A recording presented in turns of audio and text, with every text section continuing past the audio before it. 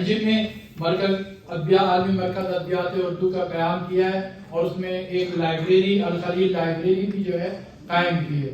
آپ اس کے لیے کتابوں کا عطیہ دے سکتی ہیں. یہاں پیچھے ان کا اسٹال ہے, جو بھی شخص چاہے ان سے رابطہ کر سکتا ہے.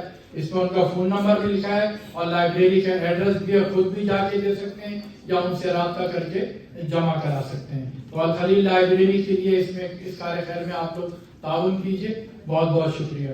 اور جیسا کہ غلام مصطفیٰ انجم نے کہا ہے, جو بھی چودھری یہاں موجود ہیں اپنے اپنے کٹور میں بار بار دوبارہ نہیں کہوں گا. اب میں اپنے آپ کو سہارا دے رہا ہوں اطہر صاحب کے شعروں سے. گر رہا ہوں میں بلندی سے سنبھالا دے دے, گر رہا ہوں میں بلندی سے سنبھالا دے دے, یا مجھے صبر خدا بندہ تعالیٰ دے دے. حوصلے دے کے زمانے کے مصائب سہلوں, اگر انجم بھائی کی بات پہ عمل نہیں کیا تو حوصلے دے کے زمانے کے مصائب سہلوں, میرے مولا تو مجھے عزم ہمالا دے دے. میں دعوت دے رہا ہوں ریاض الدین اطہر صاحب کے ساتھ شریک مشاعرہ کئی محفلوں کے سر, بلکہ شکاگو میں اکثر مشاعروں کی صدارت فرماتے ہیں. نصف سے زیادہ کتابوں کے مصنف ہیں, شاعری کی اور نثر کی دونوں میں لکھتے ہیں اور خوب لکھتے ہیں, کمال کا لکھتے ہیں. اور بولتے جب ہیں تو آپ سنیے کیسا بولتے ہیں ڈاکٹر توفیق انصاری علیہ السلام.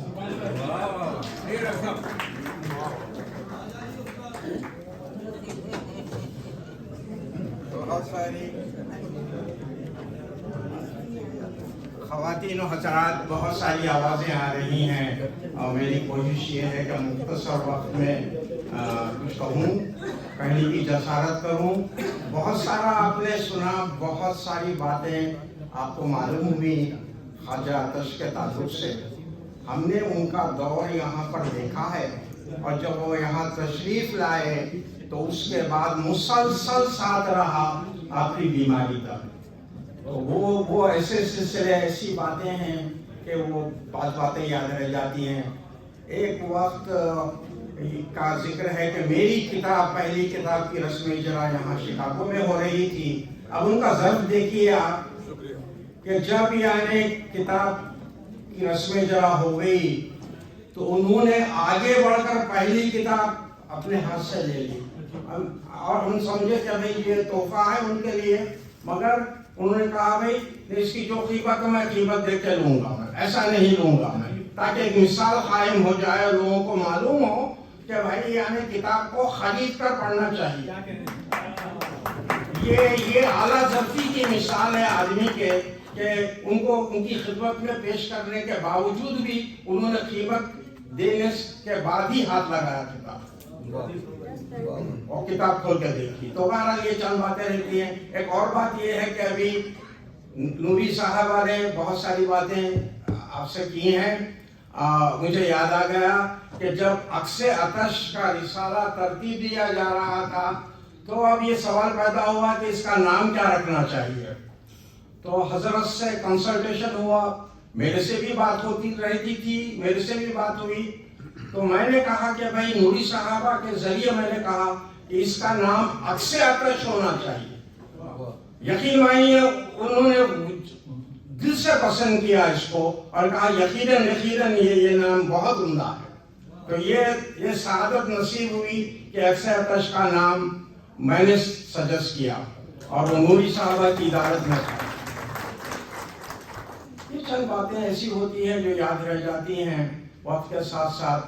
میں ایک بات خاص طور پر کہوں گا کہ شاید کسی نے اسی طرح اشارہ نہیں کیا کہ وہ ایک مردم شناس شخصیت تھی.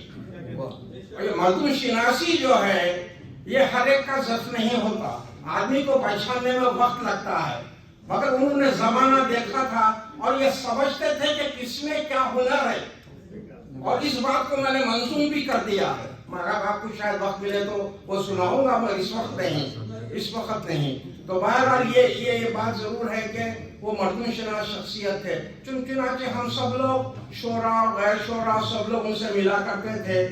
ہم لوگ پہچانتے تھے کہ بھائی کون کیا کہتا ہے, اس میں کیا کیفیت ہے. انہوں نے جو, میں سمجھتا ہوں کہ انہوں نے جو طرحی مشاعروں کی بنیاد ڈالی اس کا مقصد ایک اور یہ بھی تھا کہ دیکھا جائے کہ کون کتنے پانی میں ہے, کون کیا کہتا ہے اور کیسا کہتا ہے, اس میں کیا سخن ہوتا ہے. تو یہ لوگوں کی تربیت کے لیے، یہ نہیں کہ ان پہ کرٹیسائز کیا جائے بلکہ لوگوں کی تربیت ہو، تو انہوں نے تربیتی طور پر اس کا آغاز کیا۔ اور جیسا کہ لوگوں نے کہا کہ بھئی وہ غالب کے سلسلے سے تھے، غالب کے شاگرد سخن دہلوی تھے جو آپ کے دادا ہوتے تھے، اس کا ذکر ہے۔ بہرحال یعنی بہت ساری باتیں مشترک ہوتی ہیں۔ میں نے ان کے تعلق سے ایک عثمانیس USA نے ان کو بڑا اعزاز دیا اور ان کے لیے خاص جلسہ تہنیت منعقد کیا جس میں ان کو جان سخن کا اعزاز پیش کیا گیا۔ اور یہ جان سخن کی بات یہ ہے، سخن اشارہ کرتا ہے ان کے دادا کی طرف اور غالب کی طرف، تو جان سخن کا اعزاز ان کی خدمت میں پیش کیا گیا اور انہیں بڑی مسرت سے قبول فرمایا اس کو، اور اس میں نے خطرات کہیں، بہرحال وہ بات کی بات میں آ جائے گی۔ اب یہ ہے کہ ان کے ساتھ کئی مشاعرے پڑھنے کا اتفاق ہوا اور بہت ساری باتیں ہیں جو ایک مضمون کی شکل میں نے بیان کی ہیں۔ میں صرف اپنے مضمون سے ایک آخری خاص اقتباس پیش کروں گا، وہ زیادہ وقت نہیں لے گا۔ تو میں یہ چیز دیکھیے، اور یہ سعادت ہم کو نصیب ہوئی کہ ان کا آخری زمانے میں ان سے جو ہمارا تعلق رہا وہ خاص بات ہے۔ اب دیکھیے میں آخری بند پڑھ رہا ہوں اس سلسلے کا۔ آج کل عطا صاحب کی عیادت کا سلسلہ ہے، یہ مضمون کا ایک حصہ ہے۔ عیادت کے لیے جب ہم نے احمد عبدالحکیم کے ساتھ حاضری دی تو وہ ہم کو دیکھ کر بہت خوش ہوئے، چہرہ کھل اٹھا اور ایسا لگا کہ نقاہت کے باوجود ایک نئی طاقت کی لہر جسم میں دوڑ اٹھی ہے۔ ادبی زندہ دلی کا مظاہرہ کرتے ہوئے کہنے لگے کہ بھائی بیماری کو چھوڑو، اس کا ذکر نہ کرو، اس سے طبیعت متاثر ہوتی ہے، اس سے طبیعت متاثر ہوتی ہے۔ آپ آئے ہیں، مجھ سے مخاطب ہوگا، آپ آئے ہیں، ظرف دیکھیے آپ کا، آپ آئے ہیں تو ایک مینی مشاعرہ ہونا چاہیے۔ دیکھ رہے ہیں آپ آئے ہیں تو ایک مینی مشاعرہ ضرور ہونا چاہیے۔ چنانچہ احمد عبدالحکیم نے نئے خطات سنائے۔ عطا صاحب کی خواہش پر ہم نے ترنم کے ساتھ ایک تازہ غزل پڑھی اور آخر میں خود عطا صاحب نے اپنی پسندیدہ غزل سے ہم کو نوازا۔ اور شاید یہ آخری غزل تو کہے ہوں گے، بہت سارے غزلیات ہوں گے، مگر انہوں اپنی پسند سے اس مونی مشاعرے میں جو غزل پڑھے تھے اس کا مطلع اور مقطع پیش کر رہا ہوں میں، اور یہ ابھی دہرا دیا گیا ہے۔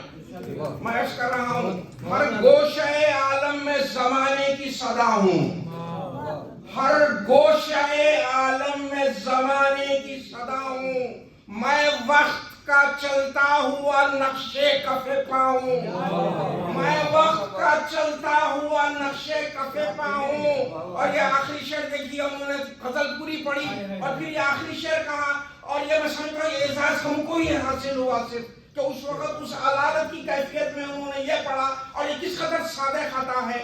دن بھر کی آتش دھوپ کو دامن میں سمیٹے، دن بھر کی آتش دھوپ کو دامن میں سمیٹے، میں شام کے سورج کی طرح ڈوب رہا ہوں، میں شام کے سورج کی طرح ڈوب رہا ہوں۔